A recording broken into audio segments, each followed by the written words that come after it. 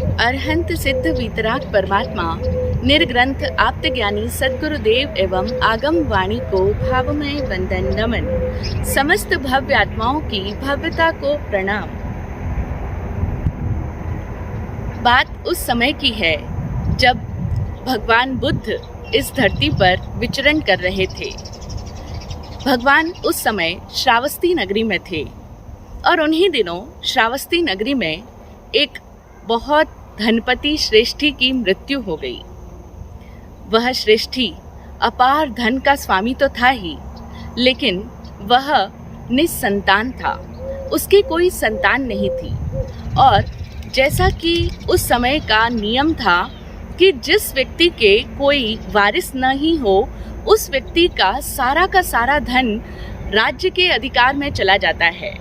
तो उस अपुत्रक श्रेष्ठी की मृत्यु के पश्चात उसकी कोई संतान न होने के कारण उसका वह अथाह धन गाड़ियों में भर भर कर राजकोष में ले जाया जाने लगा। और इसी कार्य में वहाँ के राजा इतने अधिक उलझ गए कि वे 7 दिन तक उसके अपार धन को गाड़ियों में भरवा कर राजकोष में भिजवाते रहे। और इस उलझन में वे 7 दिनों तक भगवान बुद्ध के दर्शन और वंदन के लिए भी नहीं जा सके। जनरली वे प्रतिदिन भगवान बुद्ध के दर्शन के लिए जाते थे और उनका सत्संग भी सुनते थे, लेकिन पिछले 7 दिनों से कार्य की व्यस्तता के कारण से श्रावस्ती के नरेश भगवान बुद्ध के पास जा नहीं सके।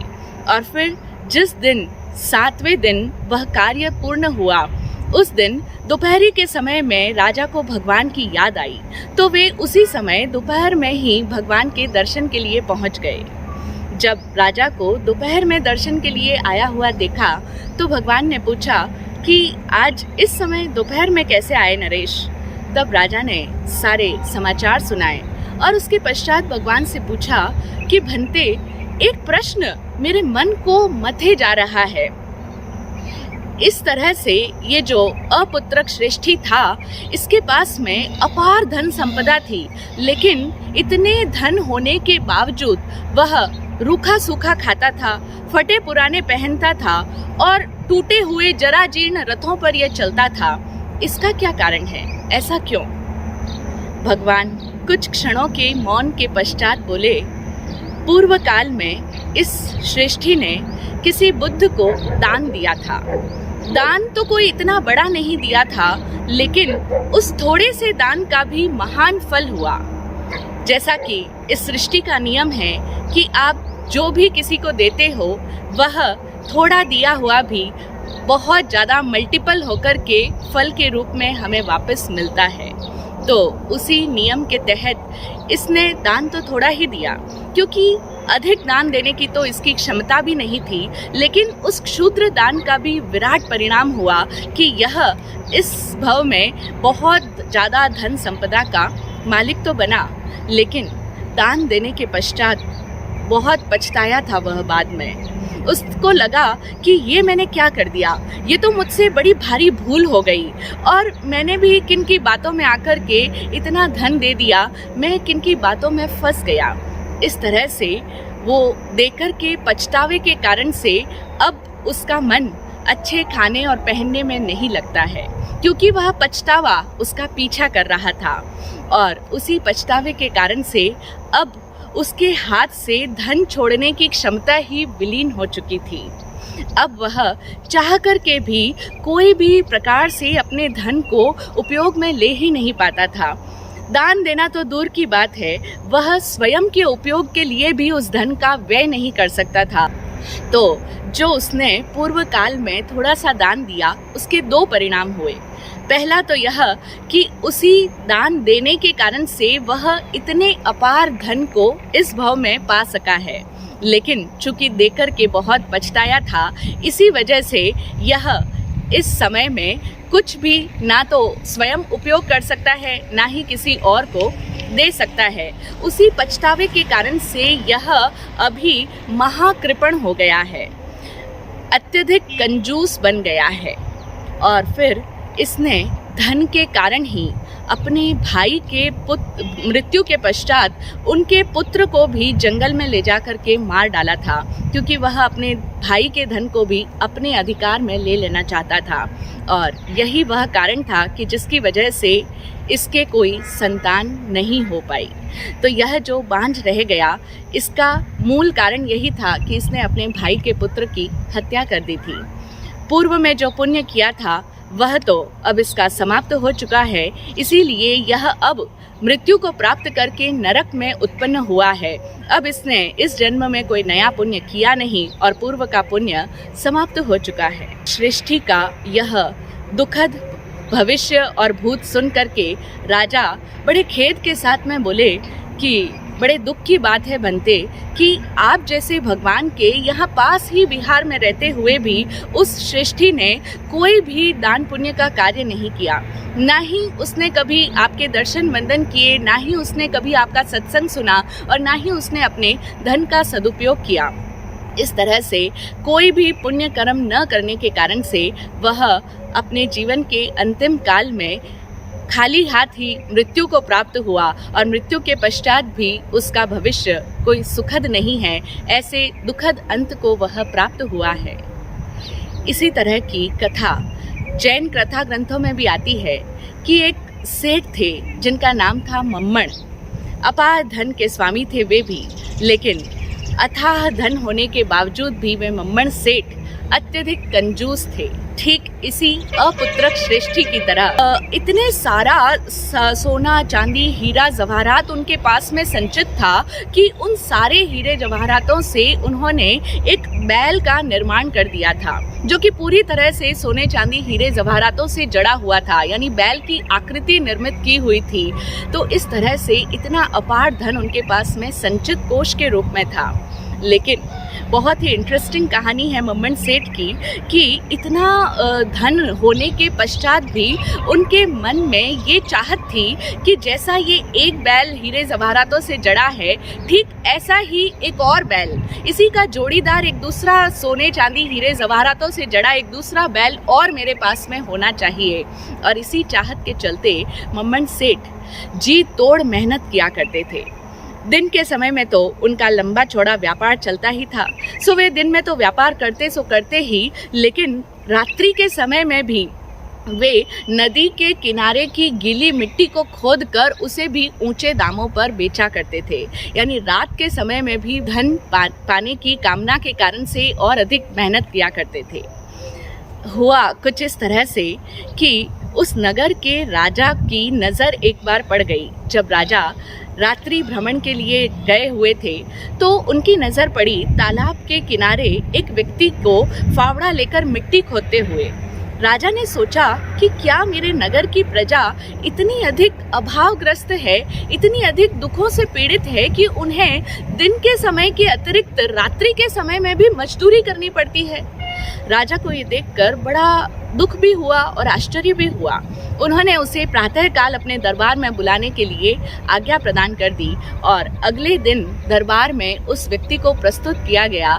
वह व्यक्ति कोई और नहीं, यही सेठ मम्मण थे। और तब जाकर के ये सारा भेद खुला कि अरे, ये तो हमारे नगर के प्रतिष्ठित सेठ मम्मण हैं, जिनके पास में अथाह धन संपदा है। इतना धन है कि जिसका कोई पार ही नहीं है। ऐसा एक बैल वो बना चुके हैं, लेकिन वैसा ही हीरे जवाहरातों से जड़ा एक दूसरा बैल भी वो तैयार करना चाहते हैं। और इसी वजह से वे दिन के अतिरिक्त अर्धरात्रि के समय भी मेहनत कर रहे हैं। तो इस तरह से ऐसे कंजूस धनी लोगों के उदाहरण, कथाएं, घटनाएं, सत्य घटनाएं हमारे आसपास बहुत सारी है, हमें देखने, सुनने, पढ़ने में आती है।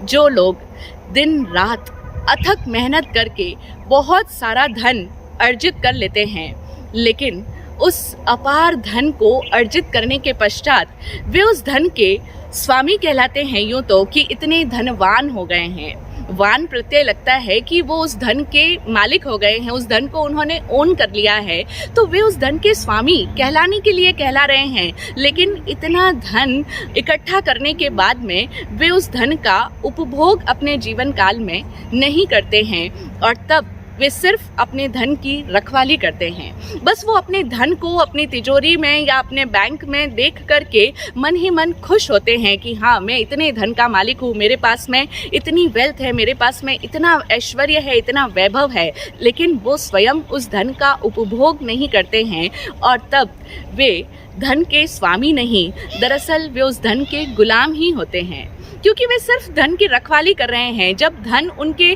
जीवन में प्रयोग में ही नहीं आ रहा तो वे धन के स्वामी भला कैसे कहला सकते हैं। तो हकीकत में तो वे उस धन के गुलाम मात्र ही होते हैं।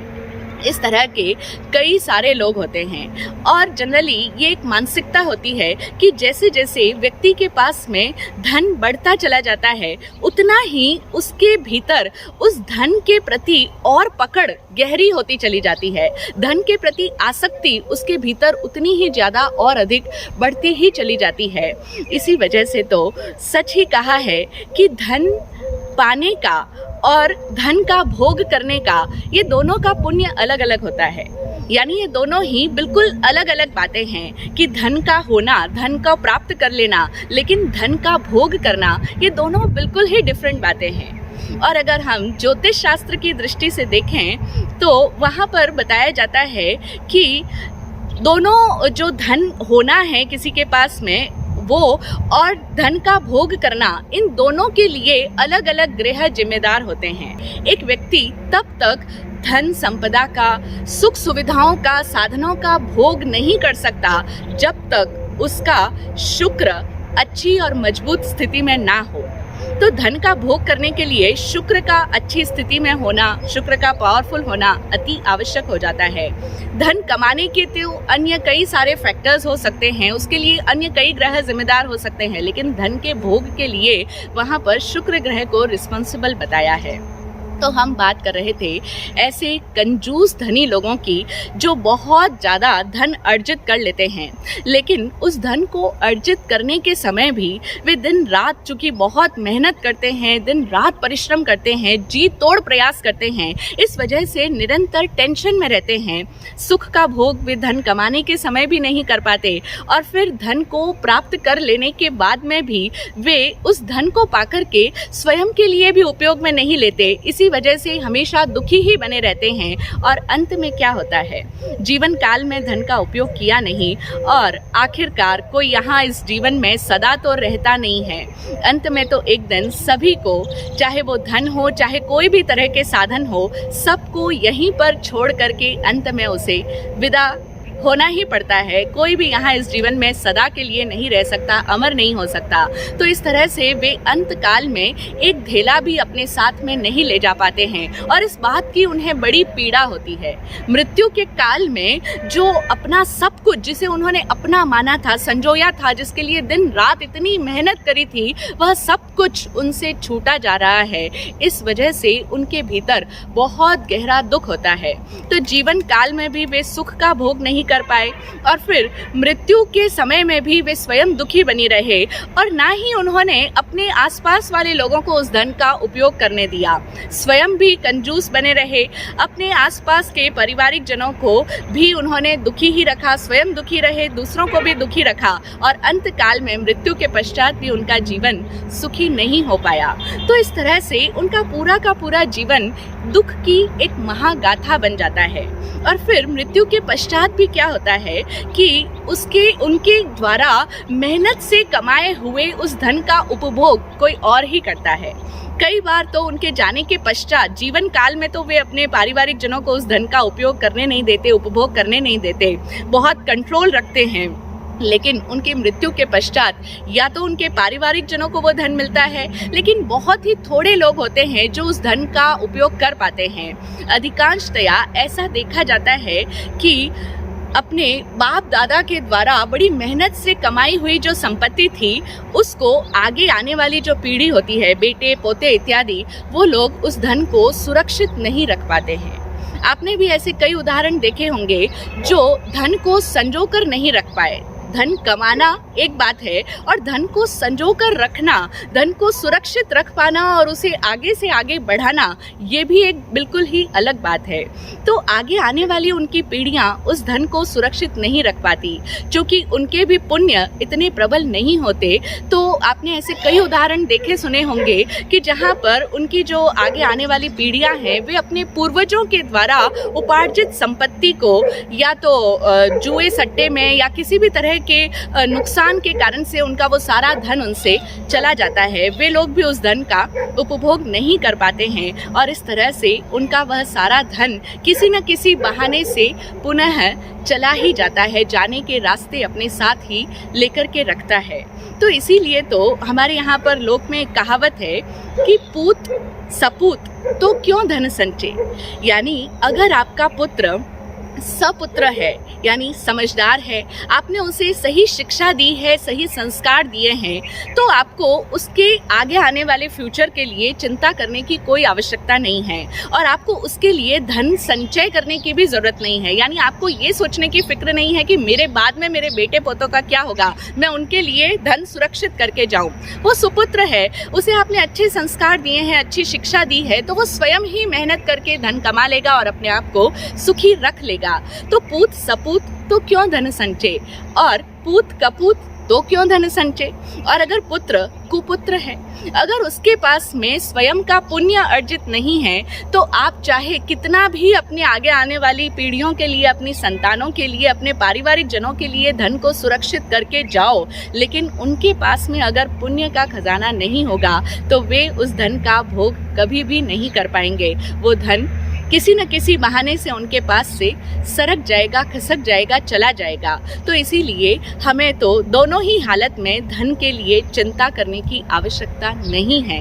लेकिन ये सारी बातें समझते हुए भी शायद हम अपने जीवन में इम्प्लीमेंट नहीं कर पाते हैं और यही कारण है कि हम अपने आसपास ऐसे बहुत से कंजूस धनी लोगों को देखते हैं जिनके भीतर की मानसिकता उस अपुत्रक श्रेष्ठी की भांति है अथवा उस मम्मन श्रेष्ठी की भांति है, जो जितना ज़्यादा धन कमाते हैं उसके बाद में उनकी और अधिक पाने की चाहत बढ़ती ही चली जाती है और इस चाहत में वे निरंतर धन को कमा लेते हैं, लेकिन कभी भी उसका भोग स्वयं के जीवन में भी नहीं कर पाते, स्वयं के लिए भी नहीं कर पाते। उन्हें बस इसी में संतोष है कि मेरे पास में इतना धन है और धन बढ़ने के साथ साथ उनका असंतोष और ज़्यादा बढ़ता चला जाता है। ये एक बहुत गहरा सत्य तथ्य है कि व्यक्ति जितना अधिक धन कमाता है उतना वह शांत और संतुष्ट नहीं होता, सुखी नहीं होता। जबकि हम सबको ये भ्रमणा है, हमारे ये एक मिसकंसेप्शन है कि हम इतना धन कमा लेंगे उसके बाद में हम सुखी हो जाएंगे। हम सबको ऐसा लगता है, लेकिन ये बात सभी के अनुभवों से सिद्ध होती है कि व्यक्ति जितना अधिक धन कमाता है उसके भीतर की अशांति और असंतोष और ज़्यादा बढ़ता ही चला जाता है और उस धन पर पकड़ भी उसकी उतनी ही ज़्यादा मजबूत होती चली जाती है और जितनी गहरी आसक्ति, जितनी गहरी पकड़, उतना ही अधिक दुख बढ़ता ही चला जाता है। तो वह अपने जीवन में कभी भी सुख को प्राप्त नहीं हो पाता। जबकि हमारे यहाँ पर तो धन की 3 ही गतियाँ बताई गई है कि या तो आप धन को पाने के पश्चात उस धन का भोग कर लो, स्वयं के लिए उपयोग में ले लो, यानी आप अच्छा खाओ, अच्छा पहनो, अच्छी तरह से जियो, आपका लिविंग स्टाइल आपका अच्छा होना चाहिए, अपना स्टैंडर्ड बना करके रखो, आप खुद उस धन का उपयोग करो, भोग करो अपने लिए। और फिर इसी के साथ साथ जैसा आप अपना जीवन स्तर अच्छा रखते हो उसी तरह से आप अपने उस धन के द्वारा दूसरे कई लोगों के जीवन स्तर को ऊंचा उठाने में मददगार बनो। यह है धन की दूसरी गति। कई लोगों के भीतर ये भावना होती है कि मैं भी अच्छे से रहूं और जो भी मेरे आसपास वाले लोग हैं मैं उन सबको जितनी मेरी शक्ति है यथासंभव मैं सहायता करूं और मैं उन सब के भी जीवन स्तर को बढ़ाने में निमित्त बन जाऊं। तो वे अपनी संपत्ति का सदुपयोग करते हैं, जो भी ज़रूरतमंद है, जिसको भी जैसी भी आवश्यकता है, उन नीडी लोगों की वो हेल्प करते हैं, किसी की शिक्षा में मदद करते हैं, किसी अगर कोई निर्धन है, भोजन नहीं प्राप्त कर रहा है, जीवन की बेसिक नीड्स अगर उसकी मीट आउट नहीं हो रही है तो वो उसके लिए अपनी संपत्ति का सदुपयोग करते हैं। हम उसे संपत्ति का सदुपयोग कहते हैं और आम बोलचाल की भाषा में आप लोग उसे दान कहते हैं। तो इसीलिए ये धन की दूसरी गति है कि वे अपने धन का दान कर देते हैं। असल में वो उनके धन का सदुपयोग हो रहा है, वो सही तरीके से अपने धन को शेयर कर रहे हैं। उनके भीतर ये समझ होती है कि मुझे इस जीवन में अगर धन प्राप्त हुआ है तो सिर्फ मेरे अपने अकेले के लिए नहीं हुआ, अनेकों लोगों के सद्भाव और सहयोग से मुझे ये प्राप्तियां हुई है। अतः मुझे वापस उन सभी लोगों के लिए ये शेयर कर देना है, उन सभी में ये बांट देना है। उनके भीतर ये समझ होती है कि मिल बांट कर हर सुविधा भोगूं। मुझे जो सुविधा मिली है वो मैं मिल बांट कर भोगूं, उसको मैं सबके साथ में शेयर करके ही उस सुविधा को भोगूं। अकेला अकेला सिर्फ अपने लिए ही नहीं उसको इकट्ठा करके रखूं। और फिर देखा जाए तो दरअसल जीवन तो इसी का नाम है।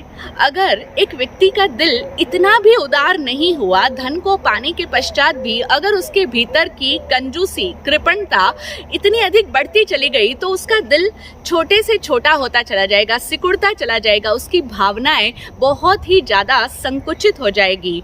और जिसके भाव विशाल नहीं है, जिसके भावों में उदारता नहीं है, जिसका दिल विराट नहीं है, जिसका दिल बहुत संकुचित है, जिसकी भावनाओं में सिर्फ मैं और मेरा, बस मैं अपना पेट कैसे भरूं, मैं अपने आप को कैसे सुखी रखूं, इस तरह की संकुचित भावनाएं हैं, कृपण चित्त है, तो ऐसा व्यक्ति तो निरंतर दुख को प्राप्त कर रहा है। फिर ऐसे व्यक्ति के जीवन को हम भला कैसे अच्छा जीवन कह सकते हैं? क्योंकि वो धन का भोग नहीं कर रहा, वो सिर्फ उस धन की गुलामी कर रहा है, उस धन की रखवाली कर रहा है। तो इसीलिए उसका वह जीवन सम्यक जीवन नहीं है। अगर एक व्यक्ति का दिल उदार नहीं हुआ, वो सहयोग करने की भाव दशा में नहीं है, तो वह कभी भी अपने जीवन में तब तक धर्म को स्पर्श नहीं कर पाएगा। इसीलिए आत्मज्ञानी पूज्य श्री विराट गुरुदेव का हम कथन सुने। वे क्या कहते हैं कि बिना बात के खुश बात बने आभार, वह जीना ही सच्चा जीना, बन के जिए दिलदार, नहीं हो हार, धर्म का सार, धर्म का सार, धर्म का सार। हम पिछले वीडियो में बात कर रहे थे कि एक व्यक्ति को बिना बात के ही खुश रहने की कला आनी चाहिए। यानी जब तक उसका काम नहीं बना तब तक भी वह सदा खुश रहे, और जब उसका काम बन जाए, जो वो चाहता है वैसा उसके अनुकूल रिजल्ट मिल जाए, उसके पश्चात उसे गर्व नहीं करना है, खुशी में फूला नहीं समाना है, बल्कि उसे पोलाइट हो जाना है, आभारी होना है उन सभी निमित्तों के प्रति, उन सभी सहयोगी तत्वों के प्रति जिन्होंने उसको अपनी मंजिल तक पहुंचाने में मदद की है। तो इस तरह से बात बने आभार। आगे गुरुदेव फरमाते हैं, वह जीना ही सच्चा जीना, बन के जिए दिलदार। वही तो जीवन है, वही सच्चा जीवन है जब एक व्यक्ति दिलदार होकर के जीता है, स्वयं भी मस्ती से जीता है और उसके भीतर के भाव भी इतने पवित्र होते हैं, इतना वह दिलदार होता है, उसके भावों में इतनी उदारता होती है कि वह सबके साथ अपनी सुविधाओं का मिल बांट करके उपभोग करता है। वह जीना ही सच्चा जीना, बन के जिए दिलदार, नहीं हो हार। ऐसे दिलदार इंसान की अपने पूरे जीवन काल में और आगे के जीवन काल में भी, क्योंकि हमारा आगे का भविष्य तो हमारे आज पे ही डिपेंड करता है, तो इस जीवन में और आगे आने वाले समय में भी उसकी कभी भी हार नहीं होगी। यानी वह स्वयं के प्रति इतना पुण्य अर्जित कर लेगा कि आगे आने वाले समय में उसे कभी भी अभाव का सामना नहीं करना पड़ेगा। यही तो धर्म का सार है। धर्म का सार इतना ही है कि हम अपने दिल को विराट बनाएं, अपने भावों को उदार बनाएं, अपने भावों में उदारता लाएं, ना कि उस मम्मन सेठ और अपुत्रक श्रेष्ठी की भांति कंजूस धनी बने।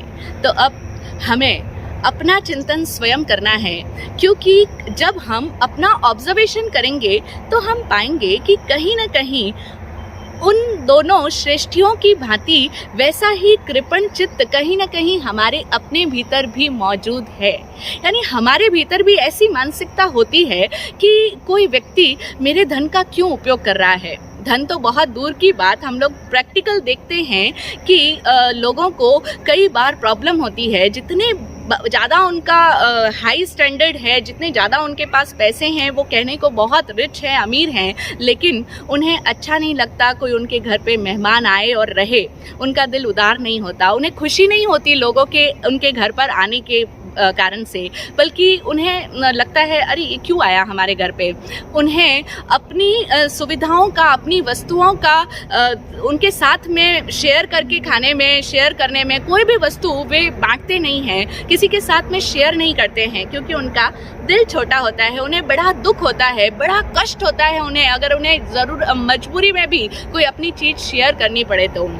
कई लोगों को आप देखते होंगे कि वो अपनी वस्तु को कोई दूसरा हाथ ना लगा ले, कोई दूसरा मेरी वस्तु को उपयोग में ना ले ले। कोई भी व्यक्ति किसी भी तरह से मेरी चीज़ों के आसपास नहीं आना चाहिए। रात दिन वो इसी चिंता में रहते हैं, इसी का ध्यान रखते हैं, उनका सारा चित्त इसी के आसपास घूमता रहता है कि कहीं कोई और की नज़र मेरी चीज़ों पर, मेरे धन पर, मेरे सामानों पर ना पड़ जाए। लेकिन हम समझें कि जब तक हमारे दिल में ये कृपण चित्त मौजूद है, तब तक हम सच में धर्म की आत्मा को कभी भी स्पर्श नहीं कर पाएंगे।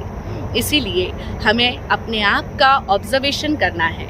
इस पूरे प्रवचन का तात्पर्य यही है कि हम अपने भीतर जाएं और अपने आप के अंदर निरीक्षण करें, अपने आप का अवलोकन करें, अपने आप का स्वाध्याय करें और प्रश्न करें अपने आप से कि क्या मेरे भीतर भी वो मम्मन सेठ की भांति कंजूस चित्त वाला इंसान तो कहीं नहीं बैठा है कि जो ना तो स्वयं खुशी से खा पी सकता है और स्वयं अगर भोग कर भी ले तो कभी सहयोग करने की भावना मेरे दिल में नहीं आ पाती है। और अगर दान और भोग नहीं हुआ संपत्ति का, तो धन की तीसरी गति है नाश हो जाएगा, यानी धन का नाश तो होना ही है।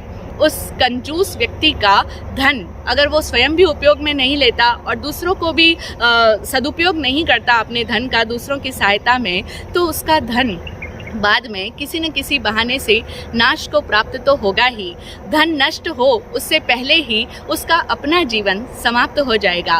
तो धन नष्ट हो जाएगा किसी न किसी प्रकार से, या तो कोई चोर चुरा ले जाएंगे, या कोई डाका डाल देगा, या उसके आपस में ही पारिवारिक जन उस धन के पीछे लड़ मरेंगे, मर मिटेंगे। और ऐसी अनेकों घटनाएं हमारे सामने प्रतिदिन देखने को आती है कि धन सारे झगड़े की जड़ होता है। धन की वजह से ही आपस में पारिवारिक रिश्तों में अनबन होती है, कटुता होती है, और फिर दिलों में बहुत दरारें पड़ जाती है, वैर विरोध पनप जाते हैं। इतना अधिक वैर हो जाता है कि कई जन्मों तक वे उस फिर वैर से छूट नहीं पाते हैं। तो ये धन की तीसरी गति है कि वह नष्ट तो हो ही जाने वाला है। तो इसीलिए हम ऐसे ना बने, हम अपने भीतर के उस कृपण चित्त का त्याग कर दें। आज ही उसे पहचानें और अपने भीतर से उसे विसर्जित करने का आदेश दें, अपने भीतर से उसे निकाल कर अलग कर दें और समझें कि वह जीना ही सच्चा जीना बन के जिएं दिलदार। अगर हम दिलदार नहीं हुए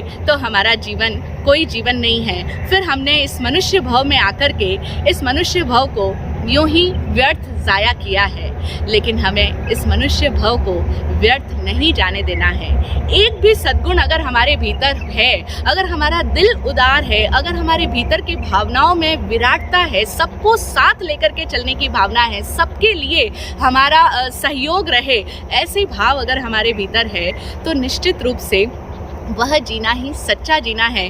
कभी हमारी हार नहीं होगी और तभी हम धर्म के मर्म को समझ पाएंगे, धर्म के मर्म को उपलब्ध हो पाएंगे।